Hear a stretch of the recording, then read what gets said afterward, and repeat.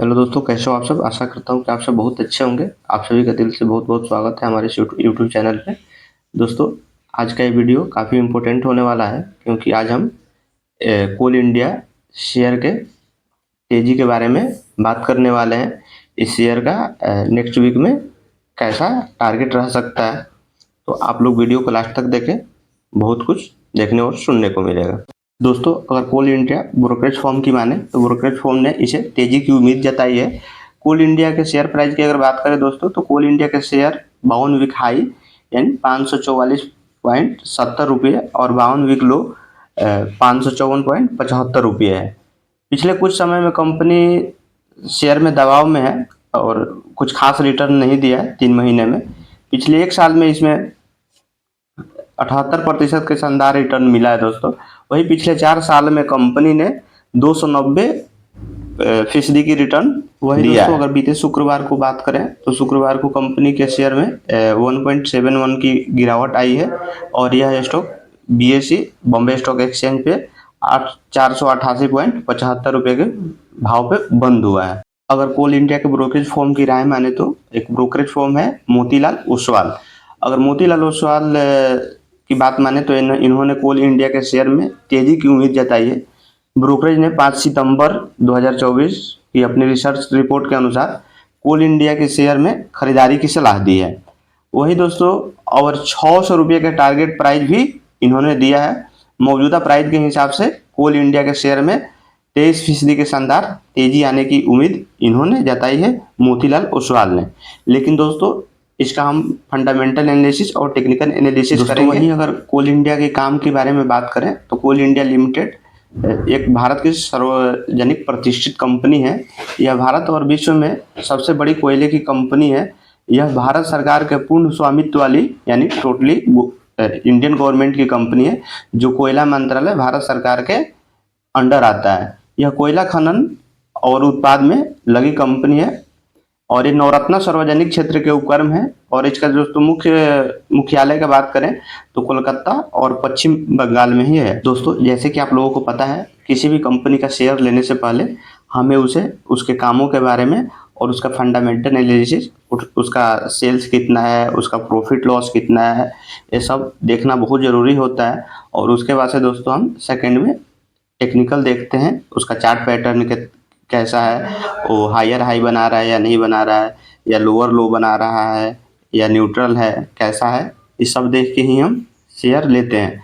दोस्तों, इस वीडियो में हम फंडामेंटल और टेक्निकल दोनों कवर करने वाले हैं कोल इंडिया लिमिटेड का, तो वीडियो को लास्ट तक जरूर देखें। दोस्तों, अगर कोल इंडिया के फंडामेंटल एनालिसिस के बारे में बात करें तो कोल इंडिया का जो मार्केट प्राइस है दोस्तों, वो 3,01,080 लाख करोड़ में है।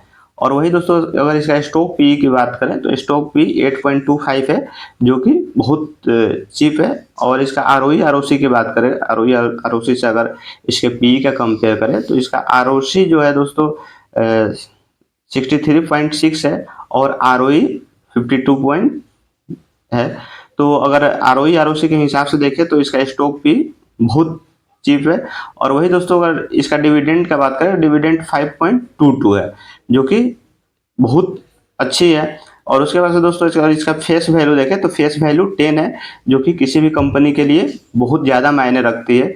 और उसके बाद से दोस्तों, अगर इसका प्रोमोटर होल्डिंग देखें तो प्रोमोटर होल्डिंग भी इसका अच्छा है, 63.1 है। और ओवरऑल अगर रिटर्न देखें 1 ईयर में तो इसने 1 ईयर में 73.2% का उसके बाद दिया। दोस्तों, अगर इसका प्लेन चार्ट देखें हम तो प्लेन चार्ट में आप लोग यहाँ पे देख रहे हैं कि यहाँ पे हायर हाई ही बनाता जा रहा है।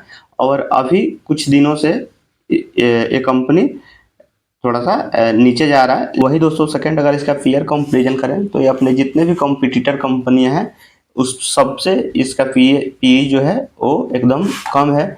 इसलिए अगर पी के हिसाब से देखें तो ये कंपनी बिल्कुल अच्छी है। अगर दोस्तों इसका क्वार्टरली रिजल्ट देखें, यानी जो रिजल्ट 3 महीने पे आती है किसी भी कंपनी का, तो उसमें सेल्स और प्रॉफिट लॉस दिखाता है। अगर सेल्स के हिसाब से देखें दोस्तों तो इसका सेल्स जो है वो हर एक 3 महीने पे बढ़ते हुए क्रम में है, जो कि किसी भी कंपनी के लिए ये पॉजिटिव होता है। और उसके बाद से दोस्तों अगर इसका नेट प्रॉफिट देखें तो नेट प्रॉफिट भी 3-3 महीना पे इसका बढ़ता ही जा रहा है, जो कि किसी भी कंपनी के लिए पॉजिटिव होता है। दोस्तों कोई भी कंपनी जब सेल्स करती है तो प्रॉफिट करती है, और जब प्रॉफिट करेगी तो कंपनी का जो शेयर है उस शेयर प्राइस बढ़ेगा, जिससे कि इन्वेस्टर को मुनाफा अच्छा होता है। दोस्तों इसके अगर प्रॉफिट लॉस की बात करें तो प्रॉफिट लॉस में आप देख रहे हैं ये भी क्वार्टरली है, और हर एक 3 महीने में इसका सेल्स लगातार बढ़ रहा है। और उसके बाद से दोस्तों इसका जो देखते हैं operating profit margin OPM percentage, जो कि दोस्तों ओपीएम परसेंटेज भी बढ़ते हुए ही क्रम में है।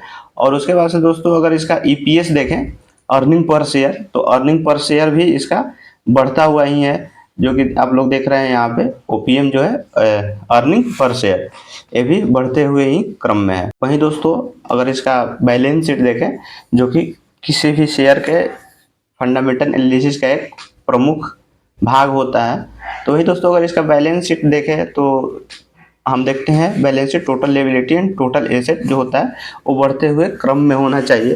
तो दोस्तों अगर बैलेंस शीट के हिसाब से भी देखें तो ये कंपनी जो है वो टोटल लायबिलिटी और टोटल एसेट जो है इसका बढ़ता हुआ ही है, जो कि किसी वही दोस्तों फंडामेंटल एनालिसिस का एक प्रमुख भाग इन्वेस्टर भी देखना होता है कि इसमें किसने इन्वेस्ट किया है। दोस्तों अगर इन्वेस्टर को देखें तो प्रोमोटर होल्डिंग तो 63.13 है, और वहीं दोस्तों इसका एफआईएस होल्डिंग यानी फॉरेन जो कंट्री के में लोग रहते हैं उन्होंने इस शेयर में कितना परसेंट अपना लिया हुआ है। तो फॉर एफआईएस देखें तो दोस्तों 8.39 है, और वही दोस्तों डीआईएस देखें तो 23.15 है, जो कि बहुत अच्छा है। किसी भी शेयर में अगर एफआईएस और डीआईएस होल्डिंग ज़्यादा रहता है तो वो शेयर अच्छा माना जाता है। वहीं दोस्तों अगर इसका गवर्नमेंट शेयर होल्डिंग देखें तो गवर्नमेंट ने भी इसमें 0.11% लगाया हुआ है, और यहीं पब्लिक होल्डिंग देखें तो पब्लिक जैसे रिटेलर तो पब्लिक होल्डिंग भी 4 दोस्तों ये तो रहा फंडामेंटल एनालिसिस के बारे में। अब दोस्तों हम देखते हैं इसका टेक्निकल एनालिसिस, जो दोस्तों टेक्निकल के हिसाब से इसका चार्ट पैटर्न कैसा है और इसका सपोर्ट और असिस्टेंट कहाँ पे है। दोस्तों अगर टेक्निकल की इसकी बात करें तो टेक्निकल में तो लगातार जैसे चार्ट में दिख रहा है हायर हाई ही बनाते जा रहा है, और उसके बाद से दोस्तों ये कुछ समय के लिए कंपनी नीचे की तरफ चार्ट इसका नीचे की तरफ दिखा रहा है। वहीं दोस्तों अगर इसका फर्स्ट सपोर्ट की बात करें तो फर्स्ट सपोर्ट इसका 488.05 है, यानी 488.05 है अब फर्स्ट सपोर्ट इसका। अगर दोस्तों अगर फर्स्ट सपोर्ट को अगर नेक्स्ट ट्रेडिंग डे के दिन अगर दोस्तों ये इसको अगर डाउन की तरफ नीचे की तरफ अगर क्रॉस कर जाता है तो इसका सेकेंड सपोर्ट पॉइंट आपका 442.26 होगा। वही दोस्तों अगर इसको क्रॉस करता है 488 को और 488 के ऊपर जाता है तो इसका नेक्स्ट आपका टारगेट प्राइस जो होगा दोस्तों वही होगा, और इसके ऊपर कंपनी जो है ऊपर ही जाएगा। और दोस्तों अगर इसका रेसिस्टेंस देखें दोस्तों तो रेसिस्टेंस जो है वो यहाँ पे 518.26 है, और वही दोस्तों इसका फर्स्ट रेसिस्टेंस देखें दोस्तों तो 513.33 है। दोस्तों ये तो रहा चार्ट पैटर्न के बारे में। अगर दोस्तों अगर हम इसका इंडिकेटर के हिसाब से देखें तो वन डे में सुपर ट्रेंड जो है दोस्तों अभी तो निगेटिव ही है, और उसके बाद से आरएस भी अभी निगेटिव ही है। और 4 आवर्स चार्ट फ्रेम में दोस्तों अगर देखें हम 4 आवर्स चार्ट फ्रेम की अगर बात करें तो 4 आवर्स में भी आपका यहाँ पे सुपर ट्रेंड निगेटिव है और आरएस भी निगेटिव है, जो कि दोस्तों अगर कोई भी शेयर लेना होता है तो आरएस और सुपर ट्रेंड के हिसाब से अगर लेते हैं हम तो अगर आरएस और सुपर ट्रेंड दोनों पॉजिटिव होना चाहिए, या सभी लोगों का अपना अलग अलग इंडिकेटर हो सकता है। वही दोस्तों अगर मोतीलाल ओसवाल जी के बारे में हम बात करें तो उन्होंने इसका टारगेट प्राइस 600 दिया है, 600 रुपये तक के शेयर जा सकता है। दोस्तों आप अपने इंडिकेटर के हिसाब से इसको देख सकते हैं। ये तो रहा दोस्तों कोल इंडिया शेयर के बारे में। अगर दोस्तों मेरा वीडियो अच्छा लगा हो तो आप लोग वीडियो को लाइक करके चैनल को सब्सक्राइब करना ना भूलें। और दोस्तों अगर आप लोगों को किसी भी शेयर के बारे में जानना हो तो आप लोग कमेंट कर सकते हैं, मैं उस शेयर के बारे में डिटेल से फंडामेंटल टेक्निकल और उसके न्यूज़ के बारे में टोटल मैं डिटेल्स में बताऊंगा। धन्यवाद।